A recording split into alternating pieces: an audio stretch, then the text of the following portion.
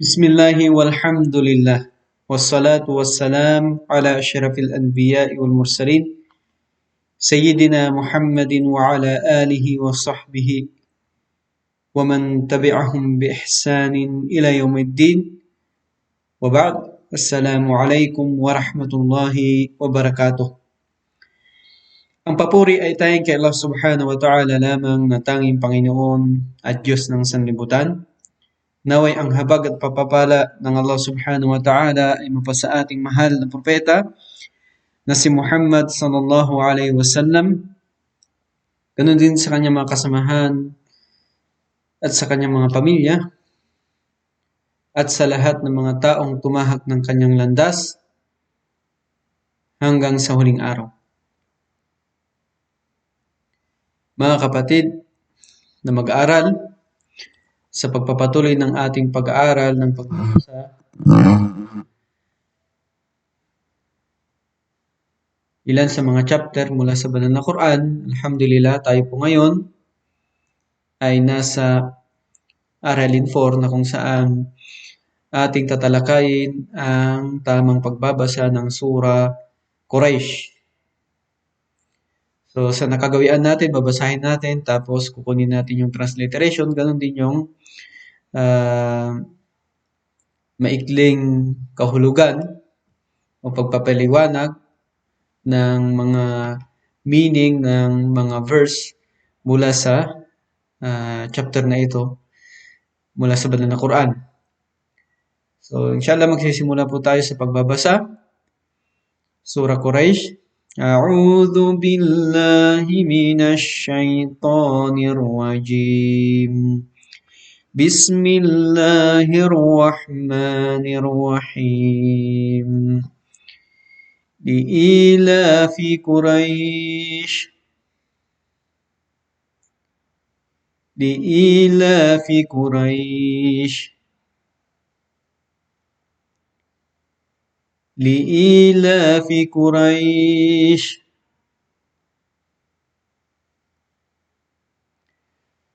So dito, sa pagbabasa natin, magsisimula siya sa li. Okay?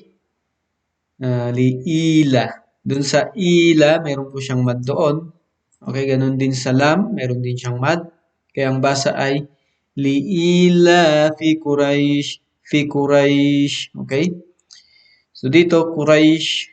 Okay? Quraysh. Dito, mayroon siyang iya doon. Kaya ang basa sa kanya ay Quraysh. Tapos, hihinto ka sa shin. Okay? Li'ila fi Quraysh. Ganon ang tamang basa. So, yung shin, okay, tandaan niyo itong last na letra dito ay shin. So, napapansin ko sa mga kapatid natin, karamihan talaga hindi mapag-iba yung shin at saka sin. Okay? Karamihan ng pagkakamali, hindi na pag-iiba yung sin at saka shin. Sin, shin. Sin, shin. So yung sin, mga kapatid, dito yan sa unang parte ng iyong bibig. Okay? Unang parte ng iyong bunganga. Okay? Bunganga. Hindi yung bibig kasi bibig sa labas na yan. So yung unang parte ng iyong bibig, ay ng iyong bunganga, dito sa harapan, dyan po ang letrang sin. Sin. Sin. Okay? So mapapansin niyo ito, kapag binibigkas ninyo, nakangiti kayo, nakangiti kayo. Okay? Sin.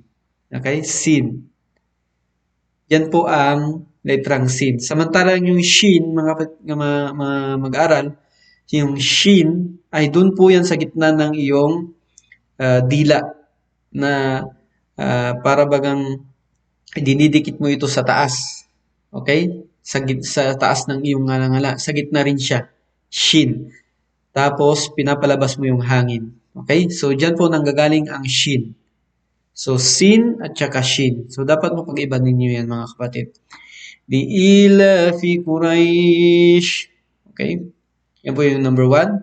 Number 2. إيلافهم رحلة الشتاء والصيف. Okay? إيلافهم رحلة الشتاء والصيف. So, ganun po yung pagbasa. So, dito mapansin nyo, ilafihim. Okay? Doon sa ila, meron siyang mad dyan. Ganun din sa lam, meron din siyang mad. Ilafihim. Okay? Rehlata. Yung ha doon, letrang ha siya, hindi siya ha. Ha dito sa dito sa gitna ng iyong lalamunan. Yung ha naman dito sa pinakailalim. Okay? Rehlata shita.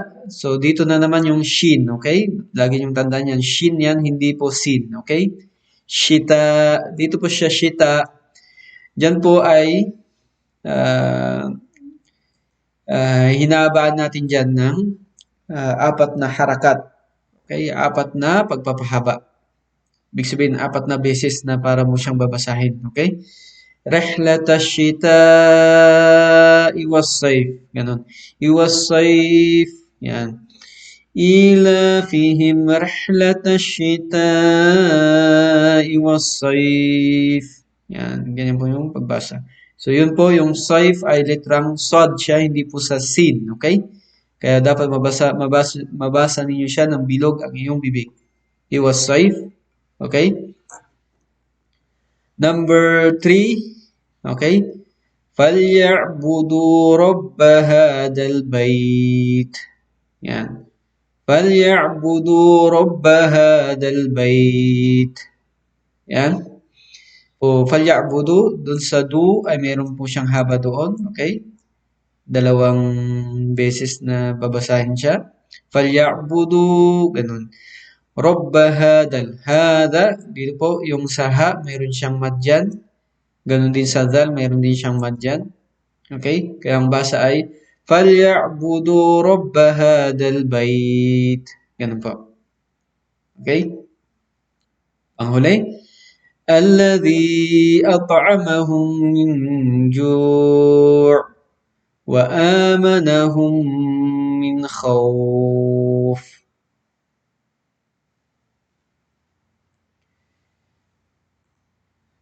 الذي أطعمهم من جوع وآمنهم من خوف.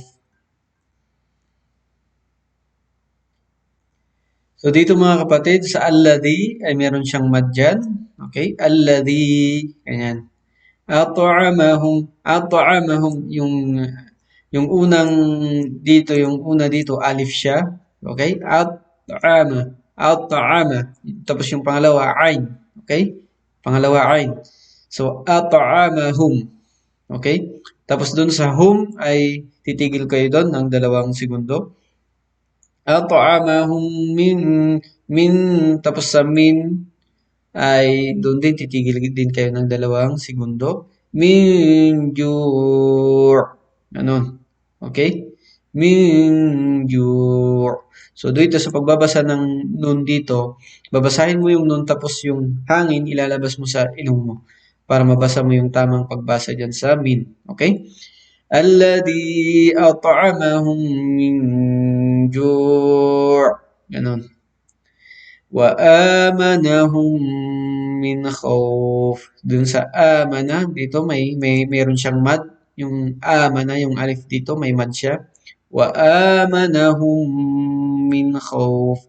Wa amanahum. Tapos sa hum, ganun din. Titigil ka ng 2 segundo. Okay? Wa amanahum min khawf. Dito sa min khawf ay hindi ka natitigil. Okay? Diretso na. So, basahin mo yung nun, tapos dumiretso ka sa khawf. Okay? Min khawf. Ganun lang. Min khawf. Okay? So, doon ka titigil dito sa una. Dito sa mim, wa amanahum, dyan ka titigil. Pero dito sa min, hindi ka natitigil dyan. Diretso na. Okay? Basahin natin ulit. Alladhi at'amahum min ju' wa amanahum min khawf. So, basahin natin ulit na pangkabuuan. Bismillahirrahmanirrahim. لإيلاف قريش إيلافهم رحلة الشتاء والصيف فليعبدوا رب هذا البيت الذي أطعمهم من جوع وآمنهم من خوف. So, ito po yung transliteration na liila fi Quraysh. Yun po yung number 1. Liila fi Quraysh. Number 2, ila fihim. Okay, ibig sabihin dito sa double A dyan ay mahaba. Okay, ila fihim rihlatash shita. Okay, dito din shita, mahaba din siya. Iwas saif. Okay, iwas saif. Yan. Number 3, falyabudu. Dito po sa do ay mahaba din ito. Kaya lagyan nyo ng haba dyan. Okay? So, nakalimutan nilang lagyan ng doble na U. Okay? Pero dito sa do, dito may haba siya. Falyabudu. Ganyan. Rabba hadal bait. Dito, may haba din siya dito. Hada. Okay? Kaya dinoble nila yan. Double A. Ibig sabihin yan, mahaba siya. Hadal bait. Okay? Number 4, alladhi at'amahum min ju'. Okay? Dito, kaya nilagay na ju'in kasi tinuloy niya. Okay? So, pwede yon yung pagbasa na minsanan, babasahin mo siya ng minsanan, tuloy-tuloy, kumbaga. Okay? Paano yung basahin? So, balik tayo doon sa una. Alladhi at'amahum min ju'in wa amanahum min khawf. Ju'iw. Ganyan. Ju'iw. Ganyan. So, kapag tinuloy mong basahin, okay? Pag tinuloy mo siyang basahin, ju'iw wa amanahum min khawf. Okay? Kung hindi nyo naman kaya, pwede na kayong huminto dyan. Katulad ng basa natin nung una. Okay, basahin natin ulit kapag tuloy. Alladhi at'amahum min ju'in wa amanahum min khawf. Ganon. Ganon po kapag tinuloy natin, basahin na tuloy-tuloy. Okay? So, nasa inyo po yon. Kung ano yung mas komportable kayo, kung hinto kayo, pwede kayong huminto katulad ng unang pagbasa natin. Kung tuloy-tuloy naman, ayos lang sa inyo, ay okay din. Alhamdulillah. So, yung kahulugan dito, Quraysh. Okay? Ano po bang ibig sabihin ng Quraysh? Ang Quraysh po ay ito po ay tribo na sa katunayan, sila po yung mga anak ni An-Nadir ibn Kinana na tinatawag. An-Nadir ibn Kinana. Sila po yung mga anak ni An-Nadir ibn Kinana. So, kung tinanong kayo sino ang mga Quraysh, sila ay mga anak ni An-Nadir ibn Kinana. Okay? Sila ay mga anak ni An-Nadir ibn Kinana. Kung alin man yung kung sino man yung hindi anak ni An-Nadir ibn Kinana, siya ay hindi matatawag na Quraysh. So, yung mga Quraysh, tinatawag lang ng mga Quraysh, sila yung mga anak ni An-Nadir ibn Kinana. Okay? Sa katunayan, ang Quraysh ay dito nanggaling ang ating mahal na Propeta Muhammad sallallahu alaihi wasallam. Sa katunayan, meron siyang hadith na sinabi na kung saan sinabi niya na ang Allah subhanahu wa ta'ala ay pinili niya mula sa mga anak ni Ismail ang mga angkan ni Kinana. Okay? Ang mga angkan ni Kinana. Okay? So, pinili niya doon sa anak ni Ismail, okay? Si Kinana. Okay? Si Kinana. At mula kay Kinana, okay, pinili niya ang mga tinatawag nating Bani Hashim. Okay? Pinili niya mula sa Kinana ang Bani Hashim. Okay? At mula dito sa Bani Hashim ay pinili niya ang Propeta Muhammad sallallahu alaihi wasallam. So kung titignan natin dito sa sinabi ng Propeta Muhammad sallallahu alaihi wasallam, ay makikita natin dito na uh, bago pala kay Bani Hashim, ay pinili niya dito ang tribu ng Quraysh. Okay? So mula sa anak ni Ismail alayhis salam, pinili niya doon ang si Kinana. Okay? At mula kay Kinana, pinili niya doon ang Quraysh, tribu ng Quraysh. Okay? At mula doon sa tribu ng Quraysh, pinili niya doon ang Bani Hashim. Okay? Angkan ni Hashim. At mula doon kay Bani Hashim, pinili niya doon ang kanyang propeta na si Muhammad sallallahu alaihi wasallam. Kaya nga dito natin mapagtanto na si Propeta Muhammad sallallahu alaihi wasallam ay pure siya na nanggaling talaga sa angkan ni Kinana. Okay? Na kung saan sila yung matatawag talaga na Quraysh. Kaya nga ang Quraysh, mga kapatid, ito yung kilala na kung saan pinakamarangal na angkan ng mga Arabo. So, kaya nga dito dito niya pinili ang kanyang propeta, huling propeta na si Muhammad sallallahu alaihi wasallam. So, yun po yung pagkakakilala kung sino ba yung mga Quraysh. Okay? So dito sa chapter na ito mula sa banal na Quran ay ipinapakilala ng Allah subhanahu wa ta'ala ang angkan ng mga Quraysh, pinaparangalan ng Allah subhanahu wa ta'ala silang mga Quraysh na kung saan pinagkaloob sa kanila ng Allah subhanahu wa ta'ala ang proteksyon, ang kanyang mga biyaya. Okay? So, saksi tayo na kung saan makikita natin sa lugar na kung saan sa Makkah, kung saan dito yung lugar ng mga Quraysh na hanggang sa ngayon makikita natin na pinapangalagaan, pinoproteksyonan ng Allah subhanahu wa ta'ala at ganun din yung kanyang mga biyaya ay nandirito. Okay?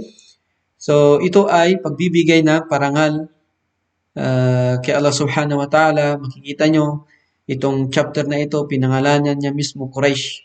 So, ang ibig sabihin dito, pinapahalagahan ng Allah subhanahu wa ta'ala ang tribu na ito ng Quraysh. Binibigyan niya ng parangal.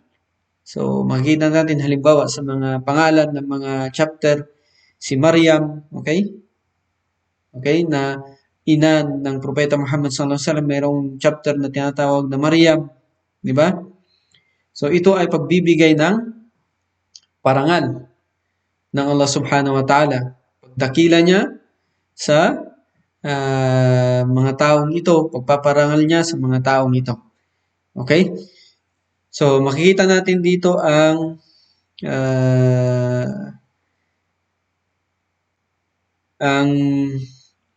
inshallah, pagbibigay niya ng pahalaga, pagbibigay niya ng biyaya sa mga tribu ng Quraysh. So, number 1, sabi niya, liila fi Quraysh, di ba? Isang dakilang biyaya mula sa Allah subhanahu wa ta'ala para sa kapakanan ng mga Quraysh. Okay? Isang dakila mula sa Allah subhanahu wa ta'ala para sa kapakanan ng mga Quraysh. Dito pa lang sa una na ito ng verse, ay makikita natin na dito binibigay ang dakilang biyaya ng Allah subhanahu wa ta'ala sa kapakanan ng mga Quraysh. Ano yung mga biyayang ito? So yung sumunod, sabi niya, ila fihim rihlatash shita'i was-sayf. At sa lahat ng yaong mga biyaya at pangangalaga na aming pinangyari na ang mga Quraysh, mga ngalakal na maglakbay ng ligtas sa taglamig patungong timog. Ito yung tinatawag nating patungo sa Yemen, at tag-init patungong hilaga na walang anumang pangamba. Ito naman yung lugar ng Sham na tinatawag. Ito yung lugar ng ngayon ng Syria, okay? Jordan, Palestine, Lebanon. So ito yung lugar ng Sham na tinatawag. Okay? So taglamig, pumupunta sila ng Yemen, Kasi nga, kapag tag-init, mainit na mainit talaga. So, doon sila pumupunta kapag taglamig. Okay? Sa Yemen. Kasi nga, kapag tag-init sila pumunta, mainit na mainit talaga. Kaya taglamig sila pumupunta. At tag-init naman, pumupunta sila sa Sham, sa lugar na kinabubuan ngayon ng tinatawag na Syria, Palestine, Jordan, at saka yung tinatawag na Lebanon. Doon sa lugar na yon, pumupunta naman sila doon ng tag-init kasi kapag taglamig sila pumunta ay malamig talaga. So tag-init sila pumunta para yung klima ay hindi maganda yung klima. Okay? So dito sa lugar na ito na pinupuntahan ng mga Quraysh ay malaya silang nakagagawa ng kanilang negosyo, pangangalakal, okay? Para sila ay mabuhay, no? So ito ay malaking biyaya ng Allah Subhanahu wa Ta'ala sa mga Quraysh kasi nakakalabas sila na sila ay panatag, wala silang pangamba na pinapangambahan mula sa mga tao. So dito, nakakapunta sila sa lugar ng Yemen sa taglamig na wala silang pangamba. Ganun din kapag sa Sham, sa sa Hilaga na nakakapunta sila ng tag-init na sila ay walang pangamba, sila ay panatag sa kanilang paglalakbay. Ngayon, number 3, sabi dito, kaya't hayaan silang sambahin ang Allah, ang Panginoon ng bahay na ito. Kaya nga dapat, kung ipinagkaloob ng Allah Subhanahu wa Ta'ala sa kanila, ang malayang paglalakbay, pangangalakal sa mga lugar na ito, na wala silang pinapangambahan na masamang mangyayari sa kanila, ay kung ipinagkaloob sa kanila ng Allah Subhanahu wa Ta'ala, ay dapat lamang na sumamba sila kay Allah Subhanahu wa Ta'ala na nagbigay sa kanila ng kapanatagan, okay, ng walang pangamba sa kanilang paghahanap buhay. Okay? Kaya sambahin ang Allah na siyang Panginoon ng bahay na ito, yung Kaaba, okay, yung Makkah. So tinawag niyang bahay ang Makkah. So makita niyo ito yung unang bahay sambahan na itinalaga ng Allah Subhanahu wa Ta'ala. Inna awwala baitin wudi'a lin-nas lilladhi bi Bakkata mubarakan wa hudan lil alamin. So pinakaunang bahay na itinalaga ng Allah Subhanahu wa Ta'ala ay nasa Bakkah, sa Makkah. Ito yung Kaaba na tinawag niyang bahay sambahan. So ito ay mubarak, habag, at saka gabay sa sangkatauhan. So yun ang dahilan. Okay? So kumbaga, ipinapaalala ng Allah Subhanahu wa Ta'ala sa mga Quraysh at ganun din sa pangkalahatan na kung ang Allah Subhanahu wa Ta'ala ay nagbibigay ng mga bagay na ito sa atin. Okay? Binibigyan niya tayo ng maraming biyaya. So, binibigyan niya tayo ng mga pinagkakaloob niya sa atin yung kapanatagan. Okay? Yung tinatawag nating kapayapaan. Okay? Kung ipinagkakaloob ito ng Allah Subhanahu wa Ta'ala sa atin, ay dapat lamang na sumamba tayo sa Kanya na nagkakaloob sa atin ng mga ito. So, ibig sabihin, kung sino yung nagbibigay ng mga bagay na ito sa atin, yung mga biyayang ito sa atin, yun yung dapat nating sambahin. Okay? So, yun ay pinapaalala sa atin ng Allah Subhanahu wa Ta'ala. Number 4, siya na nagpakain sa kanila laban sa pagkagutom at ginawa silang ligtas mula sa pangamba. Okay? Siya na nagpakain sa kanila laban sa pagkagutom. Siya ang Allah, nagpakain sa atin. Okay? Laban sa pagkagutom at ginawa silang ligtas mula sa pangamba. So makikita natin ito pang-apat, ito ay pagbibigay diin ng Allah Subhanahu wa Ta'ala sa dalawang gantimpala o dalawang biyaya na ito na ipinagkaloob sa kanila. Yung pinakain sila mula sa pagkagutom kasi nga nakakalakbay sila sa mga lugar. 'Di ba? Nakakapunta sila ng Yemen, nakakapunta sila ng Syria, sa mga lugar doon, sa mga karatig lugar doon. ng walang pangamba. Okay? Nakakahanap buhay sila. Okay? Ligtas sila sa mga pangamba, maaring mga kasamaan na mangyayari sa kanila sa daan. Ligtas sila mula sa mga bagay na ito. Sa dalawang biyaya na ito na pinagkaloob sa kanila, so dapat lang na alalahanin natin ito. Ito ay pagbibigay paalala sa mga biyaya na pinagkaloob sa kanila ng Allah subhanahu wa ta'ala. So, mapapansin niyo mga kapatid itong chapter na ito na Quraysh ay ina-address ng Allah subhanahu wa ta'ala sa mga tribo ng Quraysh, kung ano yung mga biyaya na pinagkaloob sa kanila. Okay? At pagpapaalala sa kanila kung gaano kahalaga yung pagkakaroon ng biyaya mula kay Allah subhanahu wa ta'ala, yung pagkakaroon ng hanap buhay, okay? Nang walang pangamba, ganun din. Ligtas, payapa, yung kanilang lugar. At ganun din, pangkalahatan, pagpapaalala sa atin. Okay? Pagpapaalala. Lahat ng ito, mga kapatid, na nasa atin, na ibinababa ng Allah subhanahu wa ta'ala, ay hindi lamang sa mga partikular na mga tao kung ina-address. Ina-address sa kanila ito, pero yung pagpapaalala ay para sa ating lahat. Okay? Para sa ating lahat. Kaya nga, bilang pagpapaalala sa atin sa kahigtan ng o kahalagahan ng mayroon kang nakakain, mayroon kang ligtas ka sa iyong pamamahay, ligtas ka sa iyong lugar, ay ito ay isa sa mga binigay sa atin ng Propeta Muhammad sallallahu alaihi wasallam na paalala, sabi niya, at ganun din para maramdaman natin kung gaano tayo kayaman, okay? Kung gaano tayo kabiyaya, di ba? Sabi ng Propeta Muhammad sallallahu alaihi wasallam, man asbaha aminan fi sirbihi mu'afan fi jasadihi indahu qutu yawmihi ka'annama hizat lahu ad-dunya bihadafiriha. Ibig sabihin, sabi niya, sino man ang nabubuhay sa kanyang bahay, sa kanyang lugar na siya ay ligtas. Okay? Siya ay ligtas, walang pangamba. Okay? Mu'afan fi jasadi. Ibig sabihin, yung kanyang sarili ay wala siyang sakit. Okay? Mu'afan fi jasadi. Okay? Malusog siya, wala siyang sakit. Indahu qutu yawmi. Mayroon siyang kinakain sa isang araw. Ka'annama hizat lahu ad-dunya bihadafiriha. Para nang pinagkaloob sa kanya yung mga kasiyahan, kasarapan sa mundong ito. Subhanallah. So, ganoon po tayo kabiyaya.